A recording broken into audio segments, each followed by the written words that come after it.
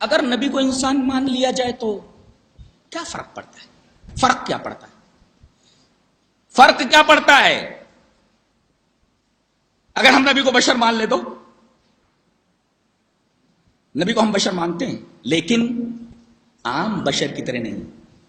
بہت ساری غلط فہمیاں ہیں، مس انڈرسٹینڈنگز ہیں، جس کی وجہ سے ایک مسلمان دوسرے مسلمان کے عقیدے کو صحیح سے سمجھ نہیں پا رہا ہے. ہم نبی کو بشر مانتے ہیں لیکن عام بشر سے الگ ہوتا ہے وہ. جیسے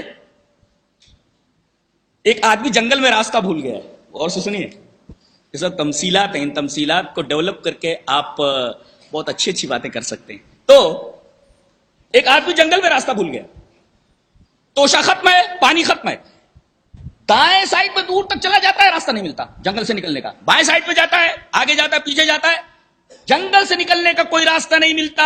تھک ہار کر کے پیڑ کے نیچے بیٹھ کر رونے لگتا ہے کہ میرے پاس توشہ نہیں ہے، پانی نہیں ہے، لگتا ہے جنگل سے نہ نکلنے پر میں یہیں بھوک پیاس سے مر جاؤں گا.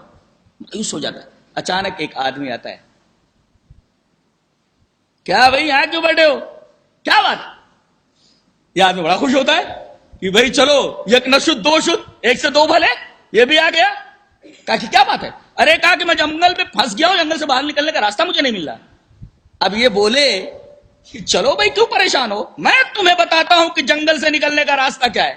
اب یہ بے وقوف جو راستہ بھولا ہوا ہے یہ اس آدمی سے لڑنے لگے کہ ارے تو کیا مجھے جنگل سے نکلنے کا راستہ بتائے گا، تو میری طرح انسان ہے. ارے بے وقوف، تیری طرح تو انسان ہے مگر تو راستے سے بے خبر ہے، یہ راستے سے باخبر ہے. ایسے ہی نبی تیری طرح انسان ہے مگر وہ راستے سے باخبر ہے، تو راستے سے بے خبر ہے. وہ جانتا ہے اللہ کے بتانے سے کہ جنت کی طرف جانے والا راستہ کون سا ہے، تجھے معلوم نہیں. وہ بتاتا ہے کہ جہنم کی طرف جانے والا راستہ کیا، تجھے معلوم نہیں ہے. لہذا نبی بشر تو ہوتا ہے مگر تیری طرح نہیں، اس لیے کہ تو راستے سے بے خبر ہے اور نبی راستے سے باخبر ہوتا ہے. لہذا ایک بے خبر کو چاہیے کہ باخبر کی اتباع کرے.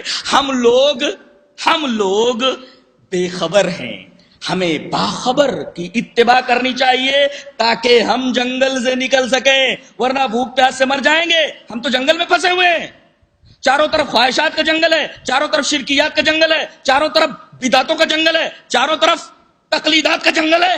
یہ اس کو مان رہا ہے، وہ اس کو مان رہا ہے، گھوم رہے اس بھول بھلیا میں، لیبرنتھ کے اندر گھوم رہے، بھول بھلیا کے اندر گھوم رہے. اب ایک بتانے والا بتانے کے لیے آتا ہے. اب ہم راستے سے بے خبر ہیں، یہ جو بتانے والا آیا ہے یہ راستے سے باخبر. سوال یہ ہے کہ یہ جو ہے، یہ راستے کو جو بتانے والا ہے، اس کو راستہ کس نے بتایا؟ اوپر والے نے بتایا، اللہ نے بتایا.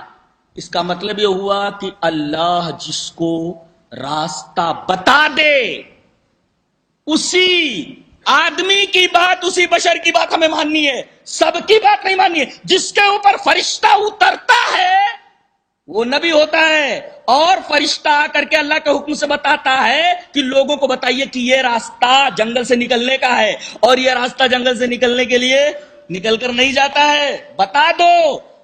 اب میں پوچھتا ہوں کہ جتنے بھی امام ہیں، جتنے بھی ائمہ ہیں، کیا ان کے اوپر فرشتہ اترتا تھا؟ ظاہر ہے کہ فرشتہ نہیں اترتا تھا. فرشتہ اترتا تھا صرف اور صرف انبیاء کرام کے اوپر.